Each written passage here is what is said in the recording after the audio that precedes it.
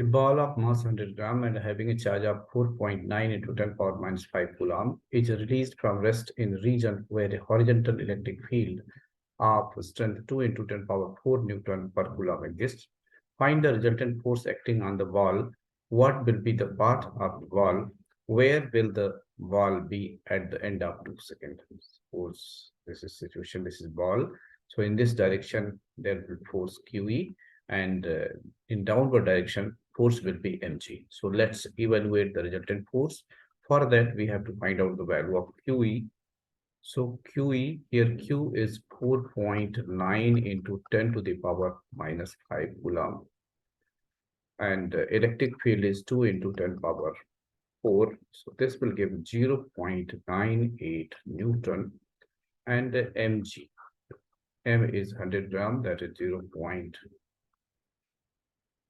kg, into g is 9.8. So this will also give 0.98 Newton. Since the two forces are perpendicular to each other, then the resultant force, F resultant, will be root of QE square plus mg square. So since both are equal, so it will be 0.98 times root 2 Newton. So if we simplify it, it will be 1.385 Newton. So this is answer to first part. Now, second part is what will be the path of the ball? So here, ball will follow the straight path like this, and we can find the theta. So suppose this angle is theta. So tan theta will be perpendicular. So that is mg divided by QE. So both are 0.98. So it will 1, which will give theta equal to 45 degree. Third part is where will the ball be at the end of 2 seconds? So we can apply here equation of motion S equal to ut plus half at square. U is 0 here. So S equal to half A. A will be net acceleration, means force is this much. If we divide by mass, so we will get acceleration. So we can say 1.385 divided by mass. Mass is 0.1 into time. Time is 2 seconds, so 2 square. We can simplify.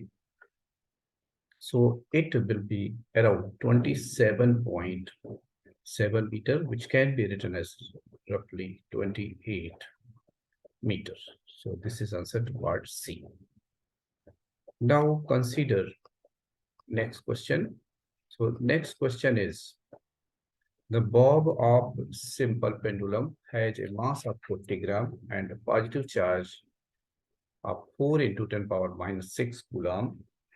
It makes 20 oscillations in 45 seconds. A vertical electric field pointing upward and of magnitude 2.5 into 10 power 4 Newton per coulomb is switched on. How much time will it now take to complete 20 oscillations? So time period when there is no electric field is equal to 2 pi root of L upon G. Suppose it is T1. And when there is electric field, in that case, acceleration will be A, which will be equal to difference of G minus acceleration produced due to electric field. So that will be QE upon M. So it will be 9.8 minus QE. So here Q is 4 into 10 to the power minus 6 times electric field, that is equal to 20. This is here electric field is 2.5 into 10 to the power 4 divided by mass is 40 gram, 40 into 10 to the power minus 3. So this will become 9.8 minus 2.5, which will be equal to 7.2 3 meter per second square. So new time period T2 will be equal to 2 pi root L upon A. We can write T2 upon T1. So it will be equal to, from here, G upon A. So T2 equal to T1 times root 9.8 divided by 7.3. So T1 is, here total time is 45 seconds for 20 oscillations. So we can say 45 by 20 times root 9.8 divided by 7.3. Now we evaluate it. So it will be 2.6 seconds. So this is for time period T1. So here